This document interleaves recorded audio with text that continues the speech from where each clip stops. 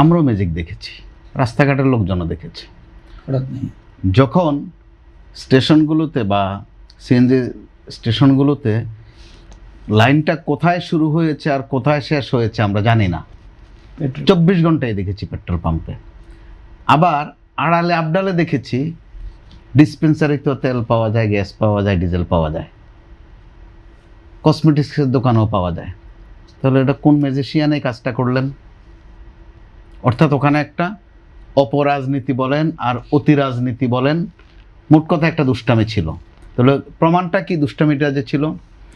যখন সংসদে আলোচনা উঠল যে সরকারি দল এবং বিরোধী দল একটা কমিটি করে দিলে এই যন্ত্রণাটা চলে যাবে, ভাষা একটা কমিটিও কিন্তু হলো, নাম উচ্চারণ হলো শুধু, ওই কমিটি কোনো ফাংশন করেনি।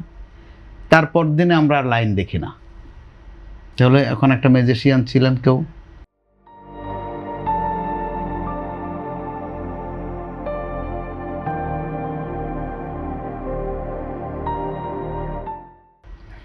বেসরকারি খাতে যখন আসবে এই ধরনের ম্যাজিকের সুযোগ থাকে না।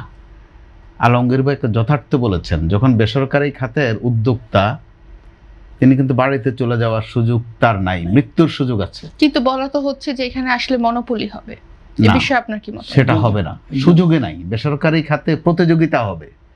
আবার কারা, কোন বেসরকারি খাত আসবে এখানে?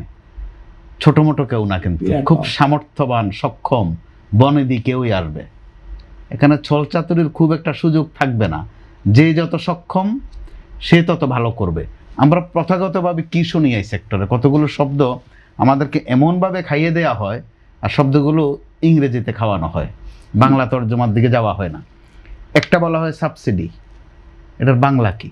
ভর্তুকি। ভর্তুকি, ভর্তুকির খাঁটি বাংলা কি? একটু বাড়তি খোরাকি দেয়া, আবিধানিক বাংলা হচ্ছে এটা। আরেকটা বলা হয় সিস্টেম লস, এটাও তো খুব সুন্দর লাগে শব্দ, এটার বাংলা কি? পদ্ধতিগত ত্রুটি, খুব কঠিন বাংলা। আসলে খাঁটি বাংলা হলো চুরি। তো বেসরকারি খাতে কখনোই চুরি বলেন আর এই খয়রাতি বলেন ভর্তুকির নামে, এই কাণ্ড চলে না। এরা করে প্রতিযোগিতা, লাভ করবে, যত বেশি লাভ করা যায় তারা করবে, সেটা করবে প্রতিযোগিতার মধ্য দিয়ে। আর এই দুইয়ের সুযোগে, অর্থাৎ আমি বলতে চাচ্ছি দুর্নীতিটা কমবে, প্রতিযোগিতা বাড়বে। আরেকটা যেটা হবে, গোটা বাংলাদেশ উপকৃত হবে, সেখানে কর্মসংস্থান তৈরি হবে। সরকারের পক্ষে এত কর্মসংস্থান দেওয়া সম্ভব হয় না, এটা একেবারেই প্রাসঙ্গিক এবং নির্যত, অবাস্তব।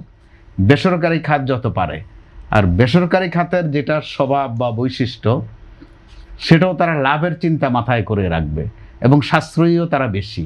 আমি উদাহরণ হিসাবে বলি, বিটিভি কর্তৃপক্ষ যদি এই মুহূর্তে দেখে হয়তো বা গোসা করতে পারে, বাংলাদেশ টেলিভিশনে এই 3 জন নিয়ে আপনি একটা অনুষ্ঠান করেন, ওখানে খরচ কত পড়ে, আর আপনি যে এখানে অনুষ্ঠানটা করলেন আপনার খরচ কত পড়ে। ওখানে জনবল, অবকাঠামো কি আর এখানে কি? আপনারটার মধ্যে চিন্তা আছে যে লাভ করতে হবে এবং লাভ আপনারা করছেনও, আর ওখানে হচ্ছে যে লসের একটা অঙ্ক সাজানো হয়। ওই রকম একটা বাস্তবতায় গ্যাসের তুলনাটা কেন করছি, তেলের তুলনাটা কেন করছি? জ্বালানি হচ্ছে যে এমন একটা খাত, একদিকে অর্থনীতির বিষয় আছে এখানে, রাজনীতির বিষয়ও আছে এখানে, কূটনীতির বিষয়ও আছে এখানে, অর্থাৎ ক্ষেত্রটা বিশাল।